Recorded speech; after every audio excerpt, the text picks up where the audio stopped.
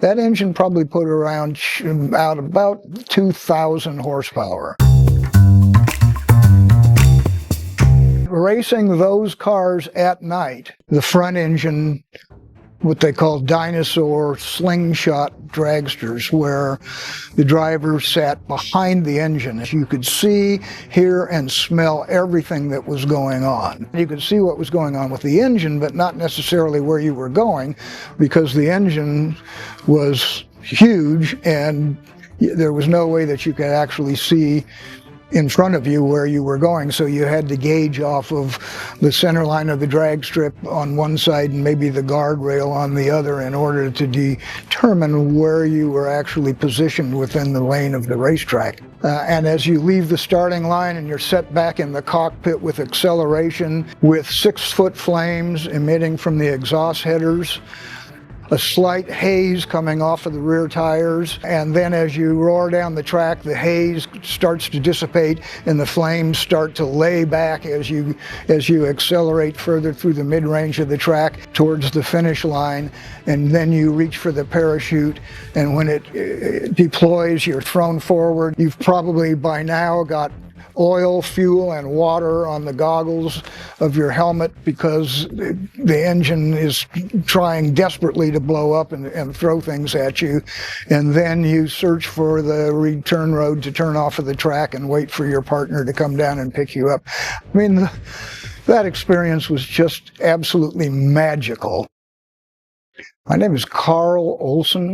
I was a race car driver and involved in motorsports for my entire life. I was 3 years old.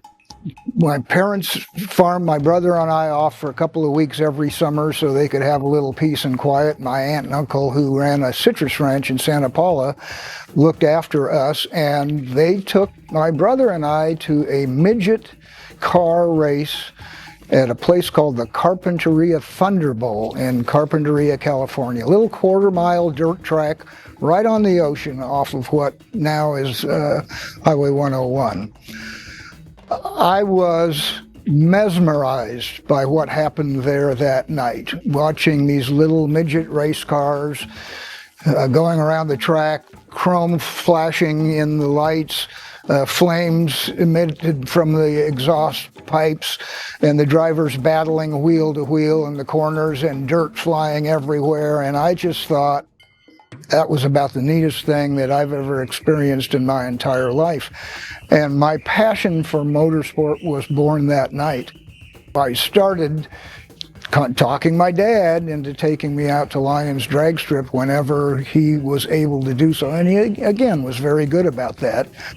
And then by the time I was about 12 years old and I had this job as a sport fishing deckhand in San Pedro, California, I had to walk to work at like 1 o'clock in the morning to get to my job at the landing. And I walked past a muffler shop, and behind the shop was a little garage, and the door was open, and there was a dragster in there and a couple of guys working on it. They invited me to come back anytime and become involved by doing all the dirty work, which, you know, cleaning oil pans and polishing magnesium wheels and cleaning chrome. And of course, eventually they invited me to join them, and I became kind of an honorary crew member. And before long, I was serving as a crew member on another very competitive top fuel dragster out of a friend of theirs in Torrance, California.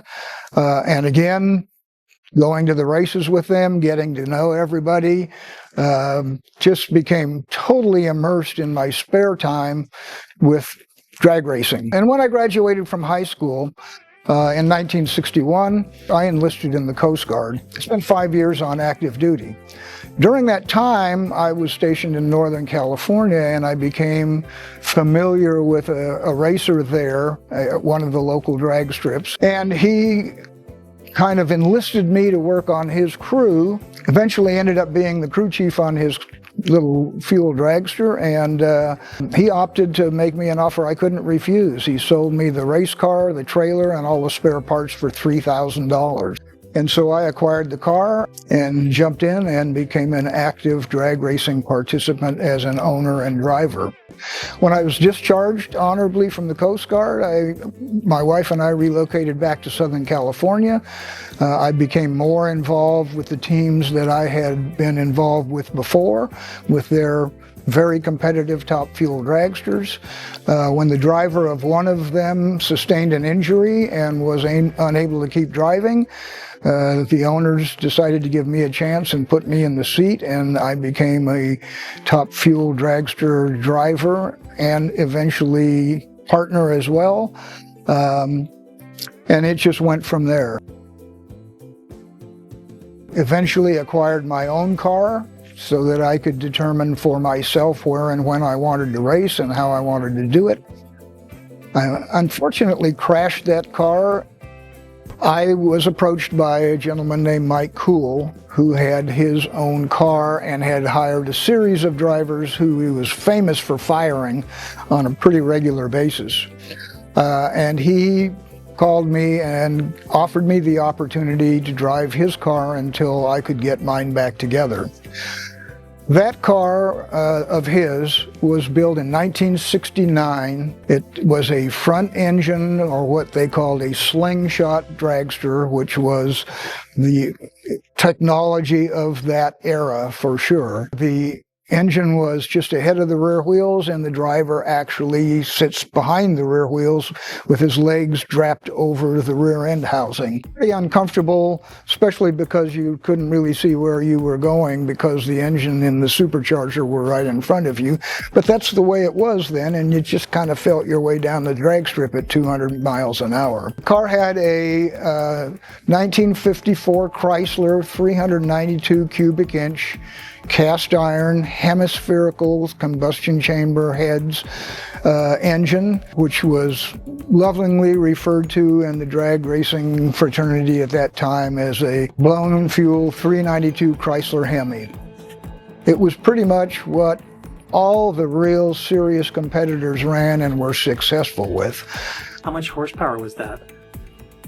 Aside from being supercharged, those engines ran on a very exotic fuel called nitromethane, which was mixed in a very high percentage with methanol, which kind of was an exciter that helped get the nitromethane burning.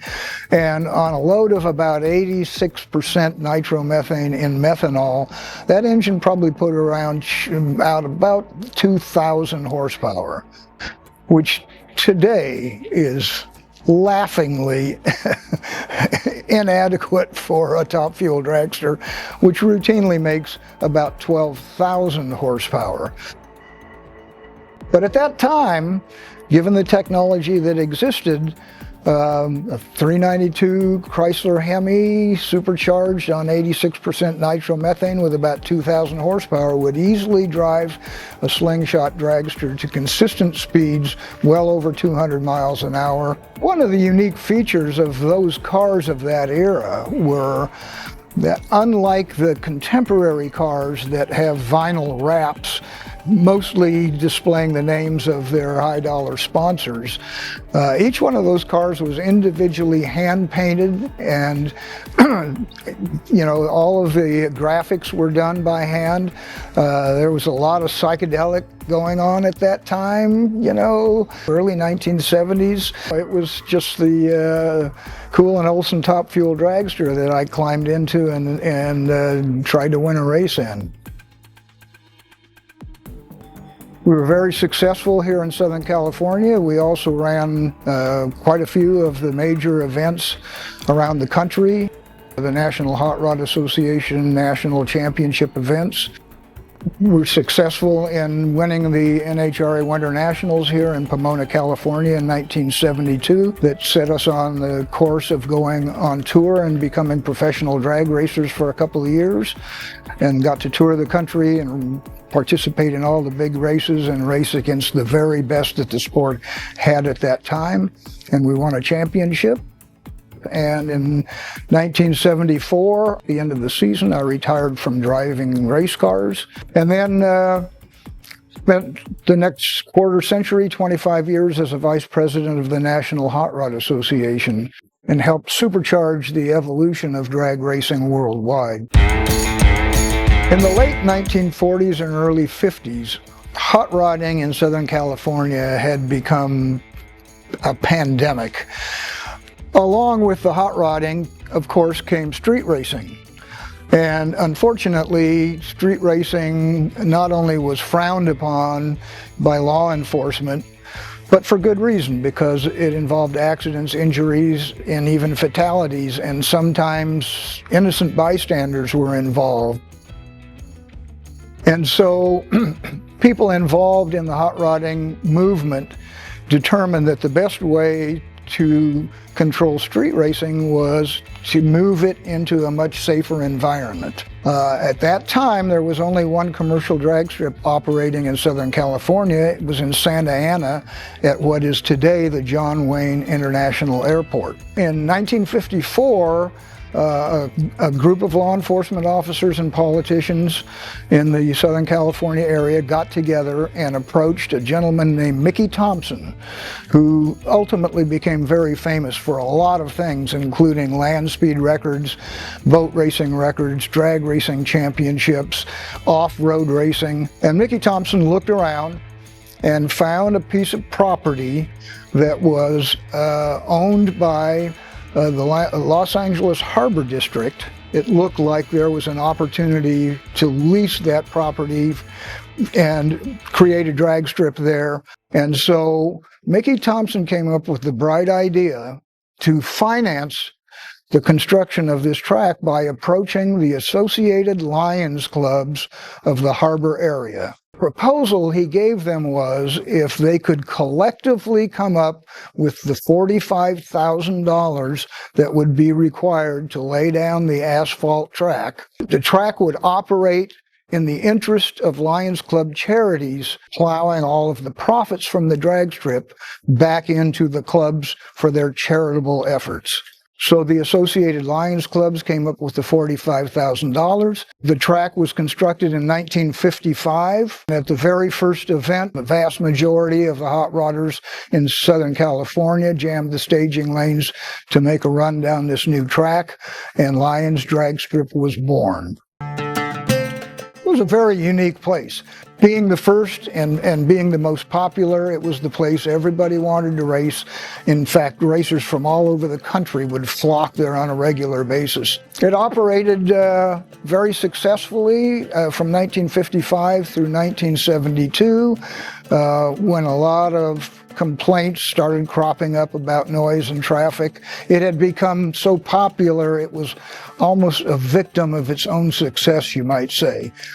And the Harbor Department determined that it just wasn't interested in renewing the lease beyond 1972, and the magic of Lions Drag Strip came to a close.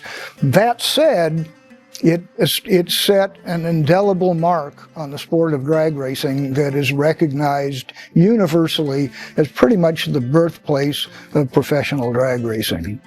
In November of 1972, the Associated Lions Club Board of Directors received word from the Harbor Department that the lease was going to expire on December 2nd, 1972. So the promoters and organizers there came up with the idea of running a two-day event called The Last Drag Race. And it was heavily promoted for that 1 month. The list of participants was pretty much the who's who of drag racing at that time, and it became an event like no other in drag racing history. Some people have referred to it as the Woodstock of drag racing. Everybody decided that this was going to be kind of like attending a funeral.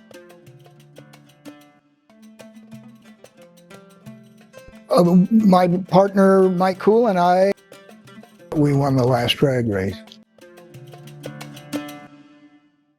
We ultimately won what would be considered bigger and more important events. But eventually, I think it's probably safe to say that it's the event that Mike Cool and I are currently and probably will forever be recognized as the most important. When I was driving a race car, I felt like I was in charge. I tried to surround myself with people that I trusted. I worked very hard at making the cars as safe as they could possibly be. And if there was ever a situation where I felt everything was not exactly right, I just didn't do it. There were nights that we loaded up a race car and went home because I didn't feel that things were right. And I insisted on having partners that recognized my authority to make those kinds of decisions. And I think that eventually, played well for my existence in the sport without ever suffering a serious injury. It's not that I didn't have crashes. I had a car go upside down on fire and ricochet off a guardrail and disintegrate at 220 miles an hour in Dallas, Texas one time. But because of superior safety equipment and attention to detail, I was able to stumble away, you might say, from that incident. And I had some others. At that time, there were only two kinds of top fuel dragster drivers: those who had crashed and those who were going to crash. The Lions Automobilia Foundation and Museum is the brainchild of a gentleman named Rick Lorenzen. Rick Lorenzen's father owned a Texaco gas station in Wilmington, California, that was just a short distance from the Lions drag strip. So Rick grew up working on cars at his father's service station and changed tires and did mechanical maintenance work and things like that. And so when the Lions drag strip opened up, he could actually hear the cars running. And he walked over there and bought a ticket and walked in and saw cars racing down the quarter-mile Lions drag strip. He fell in love. Eventually, as his father approached retirement, Rick became involved in the trucking industry. Rick was so involved with building his trucking business that the only involvement that he really was able to have with Lions drag strip at that time was to be a spectator and enthusiast. Because he had assumed a significant amount of wealth through his business endeavors, Rick Lorenzen started acquiring cars, mostly hot rods, a lot of Willys brand cars, a lot of high-performance cars from the 1970s and early 1980s eras that he had fallen in love with. He decided that in order to share his collection with others, he would be best off to develop an organization, a nonprofit organization, where not only could his car collection be displayed, but that some charitable efforts could be made towards embracing youth. And because he had such a passion for the Lions drag strip, he decided to actually build a museum that personified the history of Lions drag strip and what impact it had on the high-performance automotive and aftermarket industries, and started collecting vehicles and memorabilia. And he established a Lions drag strip museum, and it is now regularly recognized by drag racing enthusiasts in particular and motorsports enthusiasts in general as the most important museum, recognizing the establishment of the particular motorsport discipline of drag racing anywhere in the world. So he has a very unique collection of those kinds of cars, as well as 1970s and 80s muscle cars, even back to the eras of the 57 Chevy. And so it's a wealth of vehicles and memorabilia. First of all, it doesn't look like a museum. It looks like a trucking company warehouse, and there's a door over here. And one of the two things I enjoy the most is watching people walk through that door and go, "What the hell is this?" And then after they spend a couple of hours going through the collection in the museum, watching them leave with huge smiles on their faces and talking to the people with them about, holy, can you believe, how come we didn't know about this? Who in their right mind would spend all of that time, money, and effort, recognizing something that most of the world probably never heard of, but played such an important role in motorsport history? Yeah, it's that feeling that I get when I see people enjoying their time here that keeps me involved.